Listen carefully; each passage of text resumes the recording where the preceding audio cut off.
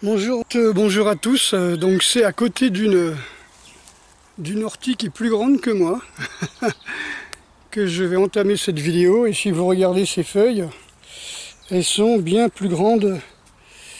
Je vais me positionner autrement. Bien plus grandes que ma main. Vous voyez? Donc elle cache ma main. J'en ai d'autres ici. Voilà, donc c'est des orties immenses. Et c'est pour répondre à la question, non, il n'y a pas d'engrais, il n'y a pas de Monsanto, il n'y a rien du tout. Parce que je suis au bord d'un chemin, tout simplement. Et c'est un domaine qui est protégé, c'est un ancien marais, et il n'y a pas longtemps, je veux dire, c'était inondé, hein, jusqu'à 100 mètres devant et jusqu'à la Charente, fleuve Charente derrière. Alors, encore une fois, hein, je ne fais pas des vidéos comme ça pour, j'allais dire pour mon plaisir. Hein. J'aurais préféré vous montrer les techniques de combat, mais encore une fois, si je montre des techniques de combat, ça peut tomber entre n'importe quelle main. Donc évidemment, plus ça ressemblera à du cinéma, plus ça va y avoir d'adeptes, plus il va y avoir de gens qui vont aimer, mais ça sera du cinéma. Et ces gens-là, s'ils veulent faire ça dans la rue, eh ben ça va les tuer. Donc moi, j'ai pas envie de donner des mauvais exemples à des personnes et qui se fassent tuer en croyant faire la self-défense. Bon, c'est pas grave. Donc ce que je vais faire, voilà, je vais rester debout. C'est chiant parce que je sors de la muscu, je suis complètement KO, mais bon, tant pis. Je vais vous parler d'un sujet qui est assez grave. Hein. Alors déjà, est-ce que vous avez vu sur ma page Facebook la révélation de cette DRH qui parle de succession, c'est-à-dire qu'elle travaille sur la gestion des successions de l'emploi. C'est-à-dire qu'elle elle dirige au point de vue international pour le gaz et le pétrole, donc en tant que DRH, la succession des emplois. C'est-à-dire que ces patrons lui demandent de référencer tous les gens qui sont vaccinés, qui ont eu les 2 injections, en sachant que, ou en prévoyant que d'ici 3 ans, il faut qu'ils soient remplacés, parce que de toute façon, voilà, on leur donne pas cher de leur peau. Hein. Alors moi, je dis ça comme ça, hein, je dis ce qu'elle dit, je ne suis pas scientifique, malgré que beaucoup de professeurs, de chercheurs disent que, qu'on va dire, l'espérance de vie d'un vacciné, c'est 1000 jours. Donc écoutez, là, on revient à 3 ans, hein, donc ça revient à peu près... Voilà. Donc là, il parle de 3 ans. Elle dit que son boulot a été spécialisé dans le fichage dans les entreprises des gens qui sont vaccinés. Voilà, donc je suis désolé, hein, c'est comme ça. Moi, j'ai pas d'avis là-dessus. J'ai un avis sur tout ce qui est injection contre mon gré dans mon corps, hein, de nanoparticules, de virus, de comment on appelle ça, de fœtus de singe, je sais pas moi, des virus développés sur des cellules cancéreuses de hamster ou de fœtus humains. Voilà, bon, déjà j'ai un avis là-dessus que vous devez comprendre, ou en tout cas savoir. Après, dire qu'il faut se vacciner pour le bien des autres, je veux dire, toi c'est comme si tu dis je vais monter dans la charrette où ils vont décapiter les gens, juste pour être comme les autres, quoi. Bon, je préfère avoir ma tête sur les épaules. Voilà, donc c'est pas pour ça que je faisais cette vidéo. Il y a quelques années, j'avais dit que j'avais vu depuis, dès que j'ai eu mon ordinateur, hein, donc il y a pas longtemps, hein, il y a 20 ans à peu près, 22-23 ans, on disait qu'il fallait bientôt ne plus avoir, qu'on n'aurait plus le droit d'avoir un jardin, tout simplement parce qu'on fait de l'ombre aux grandes surfaces, hein, comme ils appellent ça, à concurrence déloyale à des gens dont c'est le métier. Par contre, vous pouvez faire des cours d'arts martiaux, faire des stages d'arts martiaux, il n'y a pas de problème, sans aucun diplôme ou un diplôme bidon d'une fédération, parce que les fédérations, c'est vos copains. Hein. Ce qu'ils veulent, c'est avoir des sous, donc des licenciés. Donc ils vont vous faire des passages assez rapides comme ça d'autorisation d'enseignement. Et des gars comme moi qui ont à peu près 4-5 diplômes qui les autorisent à faire des cours, hein, une licence TAPS, un BES, un BPGEPS, un diplôme universitaire de préparateur physique, voilà, tout ça va, ben ces gens, ils passent pas de diplôme et eux, ils ont le droit. Mais si moi je gueule en disant mais c'est la concurrence déloyale aux professionnels, eh ben non. Donc ils vont faire des cours où ils vont se faire payer au black, et par contre, ils vont rapporter le pognon à la fédération, quoi. Et là, ben, personne ne dit rien. Donc c'est du copinage. Alors, moi, ce que je vais vous montrer, c'est ceci. Vous voyez? Donc, vous ferez une copie d'écran. Je l'ai mis en tout petit, j'avais pas envie de gâcher du papier pour ça. Assemblée nationale, proposition de loi. Alors, je ne l'ai pas inventé, hein, c'est le numéro 4212. Proposition de loi relative à l'encadrement du survivalisme et à la lutte contre les dérives et menaces associées. Alors toujours pareil, mais mon domaine c'est les arts martiaux, et quand j'étais dans une fédération il y a très longtemps qui s'appelait Fédération de karaté et discipline associée, ou assimilée je crois qu'ils disaient, en gros ça veut rien dire du tout. Affinitaire, eux c'était affinitaire, ils avaient inventé un mot mais c'est le même principe. Ça veut dire c'est eux qui décident qu'est-ce qui est associé, qu'est-ce qui est assimilé, qu'est-ce qui est affinitaire. Si j'ai décidé que je sais pas moi la pétanque c'est affinitaire par exemple à l'objet de ma fédération, comme le karaté par exemple à l'époque, eh bien je vais prendre je vais demander au gouvernement qui fasse que ça soit moi qui dirige la pétanque en France. Mais je dis la pétanque, mais ça peut être le kung-fu, ça peut être le taekwondo, ça peut être le tir à l'arc, ça peut être le kendo. Je crois que le kendo et le naginata, je crois qu'ils sont dans la fédération de judo, quoi. C'est pour dire que voilà, Jigoro Kano, il serait fou s'il voyait ça, quoi. Tu vois, enfin bref. Judo au départ c'était un truc éducatif pour apprendre aux gens à pas être dans la résistance et à mettre ça en pratique sur un tatami avec des partenaires et donc à main nue, entraide et prospérité, et tu te retrouves avec un casque et des naginata ou des shinai à la main, enfin bref. Enfin, je sais pas ce que c'en est maintenant, hein. Moi je vous parle d'un temps que les moins de 20 ans peuvent pas connaître, hein. Alors c'est un projet de loi qui vise au départ, on va dire gentiment, à encadrer le survivalisme en France. Comme a dit Piero San Giorgio, faut plus dire qu'on fait du survivalisme, faut dire qu'on fait de la collapsologie, jusqu'au moment où ils disent mais la collapsologie c'est une menace associée ou une dérive du survivalisme. Vous voyez, par exemple, demain, j'emmène des cibles dans les bois, on lance des couteaux sur les cibles, c'est une dérive du survivalisme. Parce que le mec, il va aller chasser le sanglier avec des couteaux, toi. Il va lancer les couteaux. Déjà, tous ceux qui me disent qu'ils tuent les sangliers au couteau, un soi-disant ancien légionnaire m'avait sorti ça, alors que c'était ni un légionnaire ni un chasseur, hein. C'était un mec qui faisait 1,60 m au cube, qui faisait 130 kilos, quoi. Et le mec qui me sortait, qui tuait avec des sangliers, quoi. Qui tuait les sangliers avec des couteaux, quoi. Parce qu'il avait montré une photo de couteau pour la chasse, et je lui dis, mais à part à l'époque des Gaulois, où on demandait aux fils de chef de prouver leur virilité en allant tuer un sanglier dans la forêt avec une dague, les daguiers, je pense qu'on appelait ça les daguiers, c'est ceux qui, lors des chasses à courre, lâchaient les chiens et après achevaient les bêtes avec des dagues. Mais au départ, la dague, elle était au bout d'une pique, hein. J'ai trouvé ça magnifique d'ailleurs, hein. Ils vendent j'avais vu ça il y a 20 ans, hein. Ils vendent des dagues qui sont au bout d'une pique, hein, pour faire une lance de vénerie, hein, bon, pour la chasse, hein. Et puis tu peux dévisser et ça devient un couteau. Voilà, pour ceux qui veulent faire la survie, le survivalisme et tuer les sangliers à coups de couteau. Voilà, bref, donc c'est comme le gars qui fait du soi-disant du survivalisme, qui allume son feu, qui fait cuire son steak qu'il a acheté au supermarché, là, au rayon viande. Oh Seigneur, ou qui va tuer des ragondins, quoi, alors que il a 300 mètres de chez lui dans une forêt et que son frigo est plein de bouffe, quoi. C'est vraiment... Moi je fais du survivalisme à cause des mosquitos. Oh la vache, et puis ils sont durs cette année, hein. Oui, oui, je t'ai vu, ouais. Heureusement que j'ai du poil aux jambes, ça les empêche trop de m'approcher. Alors, ce qui est important dans cet article de loi, d'abord, c'est les motifs.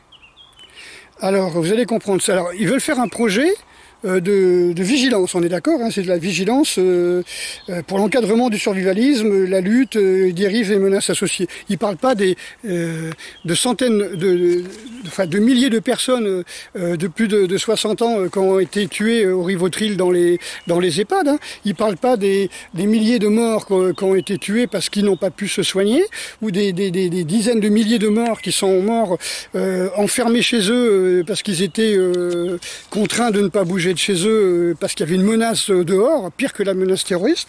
C'était un virus qui se promenait. Bon, ça fait 40 milliards d'années qu'il y a des virus qui se promènent, mais bon, celui-là, il était dangereux, et donc il fallait rester à la maison. Donc comme ça, on n'a pas fait d'immunité collective, comme ça, on n'a pas fait de sport, on n'a pas pris le soleil, et on n'a pas été se faire soigner pour ceux qui étaient malades, qui avaient des cancers, etc. Ce qui a fait une explosion de maladies, de tout, hein, diabète, cancer, tout ce que tu veux. Voilà. Mais bon, c'est pas de ça qu'on parle. Alors, exposé des motifs. Mesdames, Messieurs, le 11 août 2020, Ulysse Tan Han Duong, un jeune homme de 25 ans qui se destinait à une carrière militaire. Donc ça déjà, il se destinait à une carrière militaire. Donc le mec déjà, c'était pas un mec de gauche, tout comment on peut dire, c'était pas un fragile quoi, tu vois, c'était pas un sous-vitaminé fragilisé. Hein. C'était un mec, alors Ulysse Tan Han Duong, qui se destinait à une carrière militaire et brutalement décédé. Donc ça a été brutal.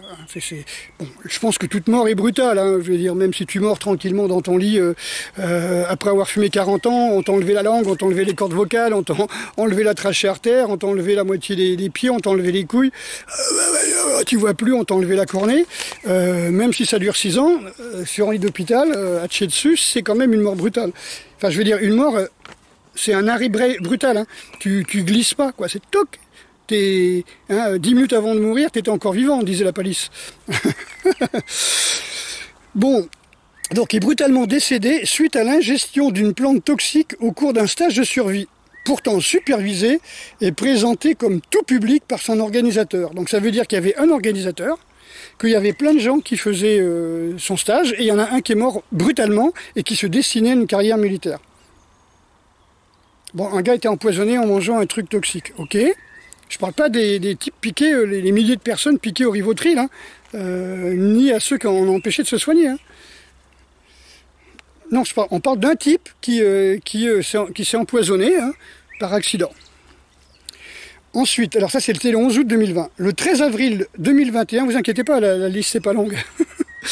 Le 13 avril 2021, la petite Mia est enlevée chez sa grand-mère par 3 hommes proches de la mouvance survivaliste. Point. Bon, c'est un fait. Ils disent de la mouvance survivaliste. Voilà. Une expédition quasi commando, donc presque. Alors je ne sais pas si le mec il a fait son service militaire, mais bon, une expédition quasi commando. Il aurait dû dire un raid, hein, tout simplement. Hein, quasi commando d'un groupe structuré. Donc c'est que les gens ils se connaissaient et ils avaient fait un plan. Quoi. Donc il est structuré autour d'un gourou. Bon, pour moi, les gourous, au départ, c'est les mecs qui fument des joints et qui se peignent le visage en bleu et qui font du yoga. Mais bon, d'un gourou animateur, réfugié en Malaisie, on ne sait pas pourquoi il est réfugié, mais enfin, il s'est réfugié en Malaisie, d'une communauté complotiste se réclamant des thèses de l'ultra-droite. Donc, t'imagines le mec, il est en Malaisie, il est dans un centre, un petit peu comme on voit dans les films d'école ninja, tu vois, avec Chuck Norris, là, tu vois. Ils sont dans un cercle, comme ça, dans une sorte de fortification, avec 200 ou 300 bonhommes armés qui font les tours de garde, et le gourou il est au centre. En fin de compte, ce qu'il a oublié de dire, c'est que c'est une communauté virtuelle complotiste. Oui, parce que complotiste égale survivaliste, attention. Tout ce que je dis sur survivaliste, vous pouvez mettre complotiste à la fois, hein, à la place, les copains, les copines. Je les oublie pas, les copines. Voilà, donc en fin de compte...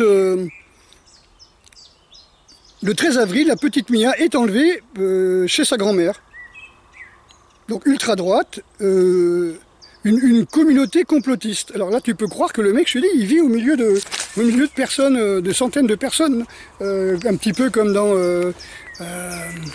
l'excellent film avec Marlon Brando, là, tu sais, avec les musiques, là, où il a le crâne rasé, il vit comme ça dans une communauté de soldats vietnamiens, tu vois. Non, on n'est pas Apocalypse Now. Mais là, il nous ressort Apocalypse Now, les copains, hein, les copines. Voilà, donc là, alors, la petite fille est enlevée. Donc il n'y a pas de mort, elle est juste enlevée à sa grand-mère. Pourquoi?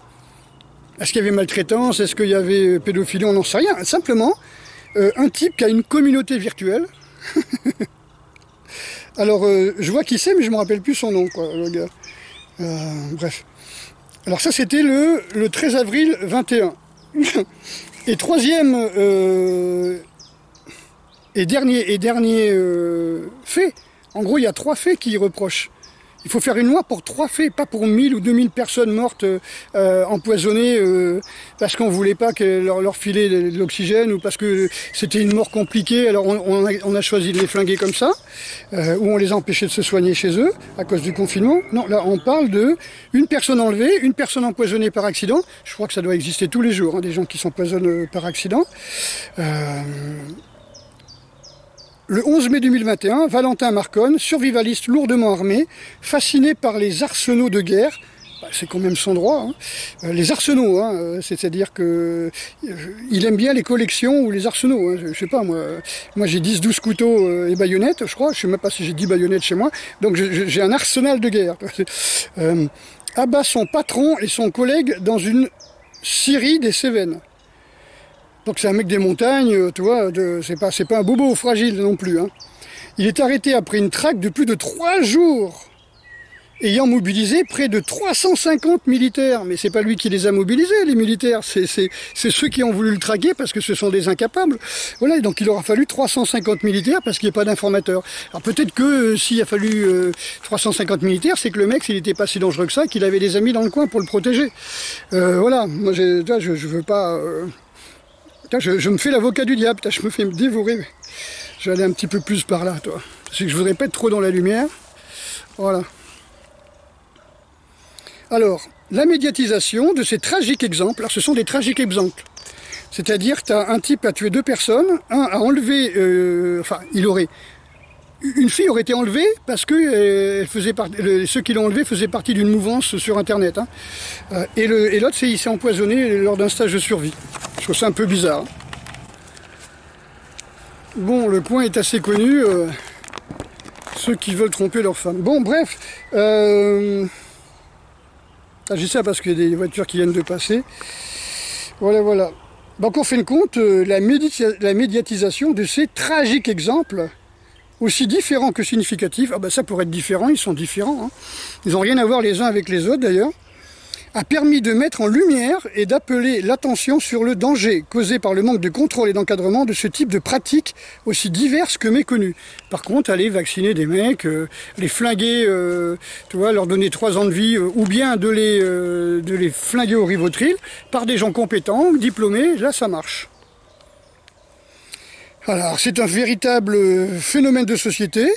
Ouais, en 2 ans, il y a eu 2 morts, un empoisonné et une petite fille enlevée. Donc c'est un véritable phénomène de société, effectivement. Mon Dieu. Autrefois une activité de niche pratiquée par des spécialistes, les stages de survie et pratiques de survivalisme se sont largement démocratisés, alors il faut surtout pas, hein, au cours des dernières années.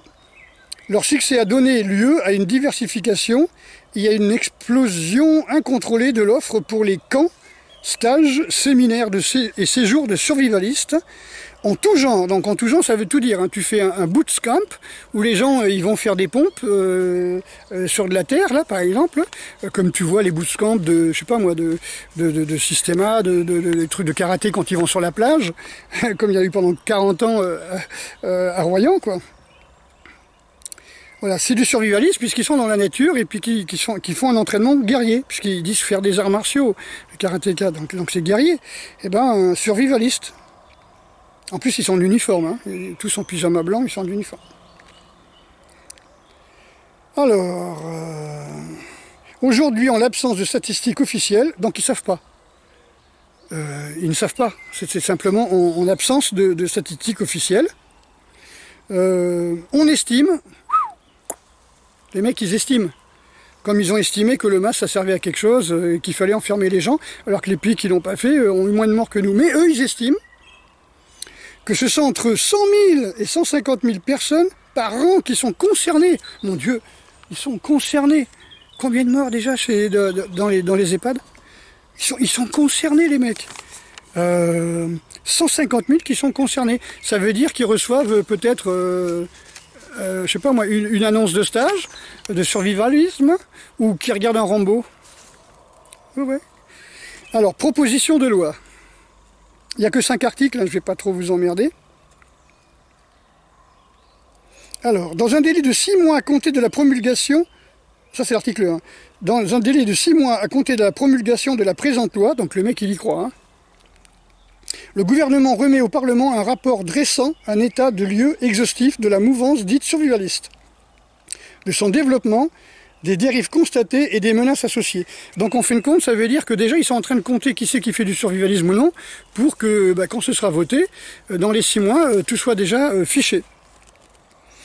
Alors, article 2, le rapport mentionné à l'article 1er de la présente loi établit notamment que une estimation du nombre de personnes ayant participé à au moins un stage de survie, formation ou séjour assimilé, alors séjour assimilé les copains, tu vas faire du camping, tu dis à ta copine, bon on va prendre ces nouveaux hamacs que l'on voit là dans les publicités sur internet constamment, et tu as un hamac que tu déplies, tu t'allonges comme ça entre forêt et plage, t'as pas ton frigo avec toi, c'est du survivalisme.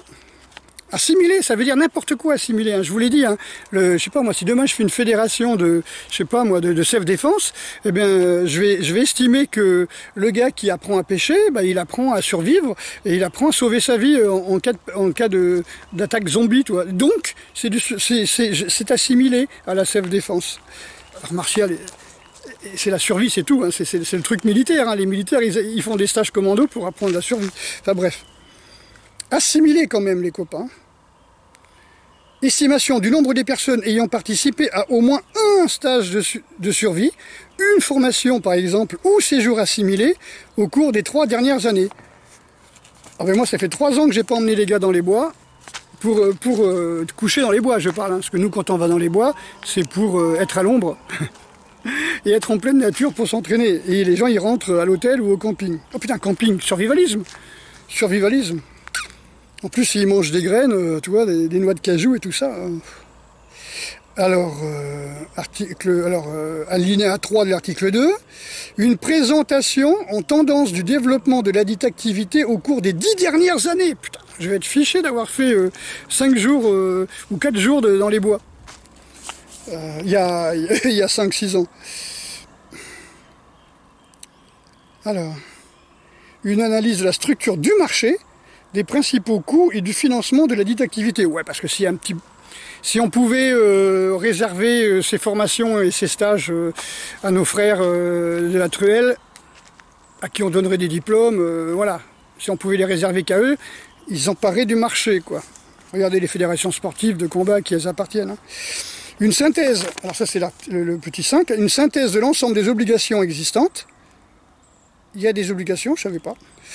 Et applicable aux personnes physiques ou morales enseignant, animant ou encadrant cette activité à titre d'occupation principale ou secondaire. Bon, donc déjà les deux, hein, donc je ne sais pas pourquoi ils disent principale ou secondaire. Je veux dire encadrant cette activité, point. Non, ils te disent, écoutez bien, hein, à titre d'occupation principale ou secondaire, bon, principale, il faut être à l'armée, hein, ou secondaire, de façon habituelle, saisonnière ou occasionnelle, ça veut dire une fois dans ta vie. Tu dis tiens, on va faire une sortie avec les enfants à l'école et on va leur apprendre à faire une cabane dans les bois ou à tailler des flèches ou faire comme nous on faisait dans les colonies de vacances, des flèches polynésiennes. Survie ou assimilée, etc. Hein. Visant à assurer la santé et la sécurité ainsi que l'intégrité physique et morale des participants. Bien sûr, c'est toujours pour le bien-être. On a tué les vieux au Rivotril pour le bien-être.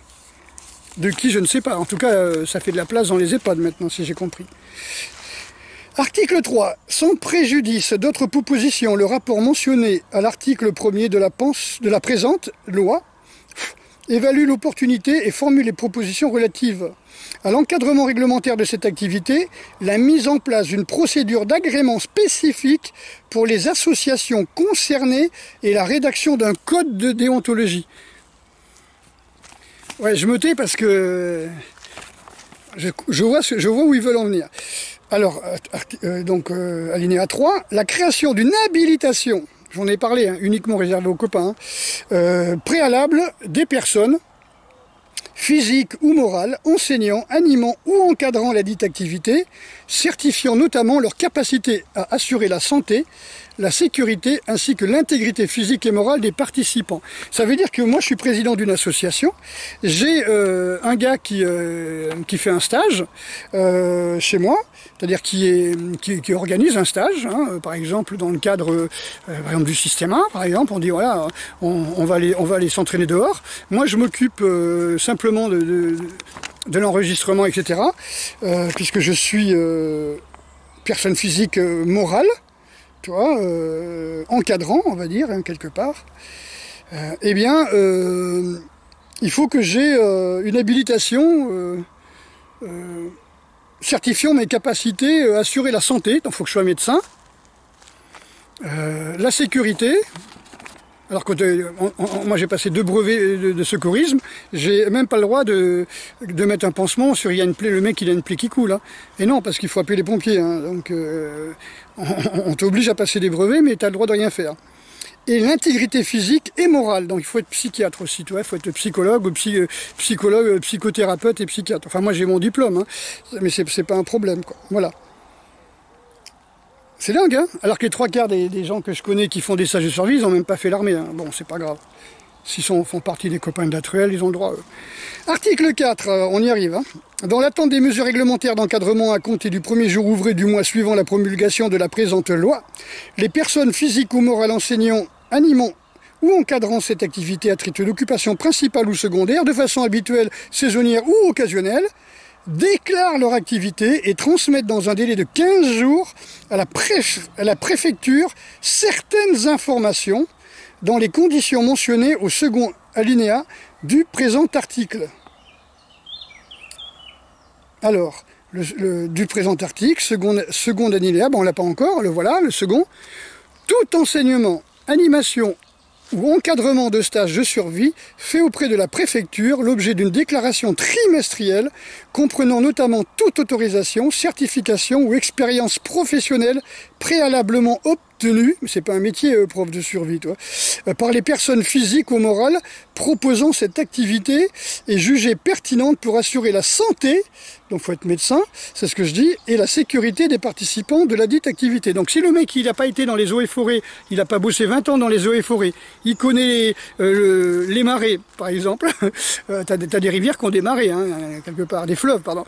Donc s'il connaît pas les zones inondées, s'il connaît pas les serpents, les arbres, voilà, le mec il peut pas. S'il n'est pas militaire à la retraite, il peut pas. S'il n'est pas médecin, bah, il peut pas, puisqu'on parle de santé là. On parle de santé, on ne parle pas d'intégrité physique, on parle de santé morale et physique. Hein. Ouais, pour assurer la santé, donc les mecs ils doivent être en bonne santé, et la sécurité des participants de la dite activité. Bon, mais moi, elle est claire, hein, tu fais un stage de survie, si tu es vacciné, tu viens pas. Ben non, tu vas transmettre la protéine strike à tout le monde, spike à tout le monde. Oui, strike, hein. Moi, je l'appelle la protéine strike. Voilà, article 5, la charge pour l'État est compensée à due concurrence par la création d'une taxe additionnelle aux droits mentionnés aux articles 575 et 575A du Code général des impôts. C'est-à-dire qu'en fin de compte, tout ça, ça va coûter des ronds.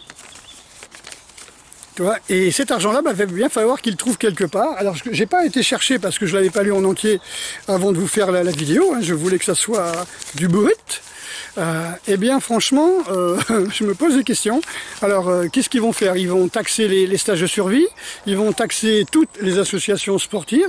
Vous voyez, moi, j'ai une veste, un débardeur camouflé. Mon Dieu! militaire, survie, extrême droite, comme ils ont dit, ultra droite. Ah oui, on dit plus extrême droite, puisqu'on veut mener Marine au second tour, donc faut pas parler d'extrême droite, ultra droite. Voilà. Donc si je suis en short, je suis en short, je sais pas si on va, je suis en short, donc extrémiste. Tu vois, j'ai même pas de chaussettes, hein. Je suis en short, sans chaussettes, je suis un extrémiste. J'ai un sac camouflé et multicam, et j'ai une veste, alors je crois que c'est américain, ça c'est un truc Woodland, américain, voilà. Donc ultra droite, je sais pas, non mais tu t'imagines, en gros c'est l'ouverture à la dérive de tout ce qu'on veut. Tout ce que l'on veut, tu peux faire ce que tu veux avec ça. Ce que tu veux. Ça veut dire que la loi est tellement vaste, tu vois que... bon, ils l'ont pas encore voté, mais les mecs, déjà, ils sont dans leur truc. Hein. Il y a eu une personne qui s'est empoisonnée lors d'un stage, alors qu'il y a comme ils disent eux-mêmes, il y a 150 000 personnes concernées. Donc s'il y a 150 000 personnes qui ont fait un stage ces 10 dernières années en France, il y a eu une personne empoisonnée. Ah ouais, mais c'était un mec qui se destinait à une carrière militaire, donc peut-être ultra-droite, toi. Et puis il y a eu une personne qui est sur internet en Indonésie qui aurait organisé l'enlèvement d'une petite fille. Bon, j'ai pas suivi, hein, et qui était chez sa grand-mère, donc il fallait des commandos. Hein. Pour arracher la fille à la grand-mère, il fallait des commandos. J'imagine les mecs, les cagoules, les flingues, ils ont rampé la nuit, ils ont fait sauter la portière, ils ont plaqué la mamie au sol, les mains dans le dos, menotté, un sac plastique sur la tête. Non mais tu t'imagines un raid chez une grand-mère quoi, pour enlever une gamine. Bon bref, donc il fallait que ça soit des commandos de la mouvance ultra-droite. Rémi Daillé, voilà, c'était les soi-disant, là ils parlent de Rémi Daillé, ils veulent pas en parler. Ouais. Et puis le troisième truc...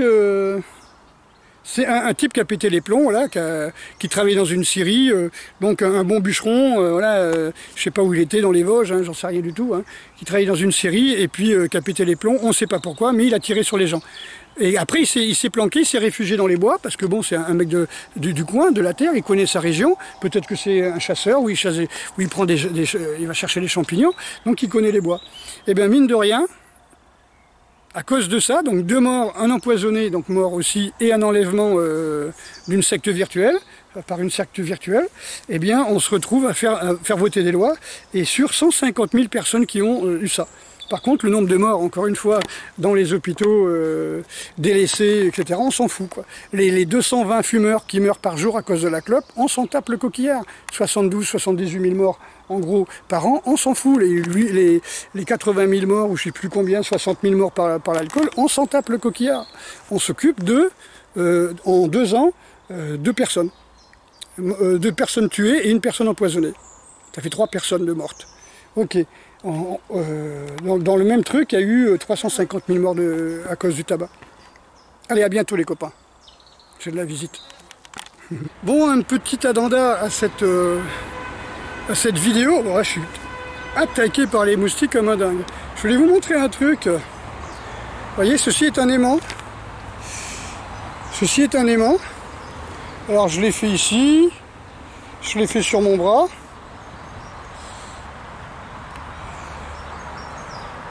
Et pourtant, j'ai pas été vacciné, mais ce matin, j'ai été bosser avec mes voisines, comme les caves étaient inondées. Les voisines, dont 2 sont vaccinées.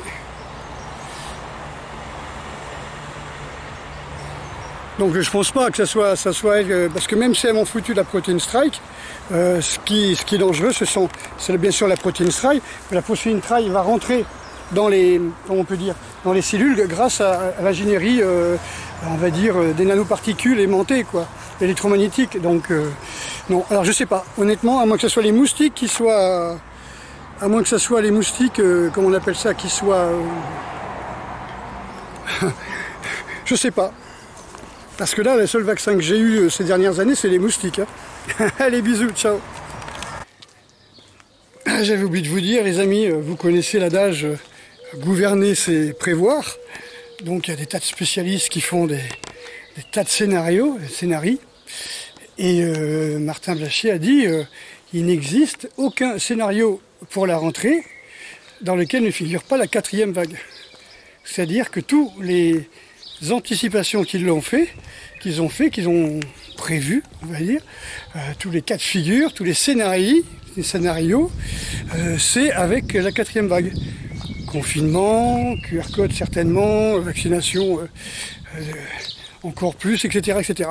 Voilà, donc j'ai oublié de vous dire ça. Bon, c'est quand même intéressant, l'été sera chaud, profitez-en. Voilà quoi, buvez frais, non, buvez chaud, vaut mieux boire chaud. Et puis faites attention à tout ça.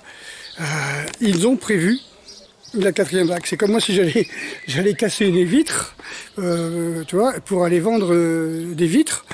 Donc, et je vais dire, oulala, je prévois qu'il va y avoir des vitres cassées. Allez, ciao.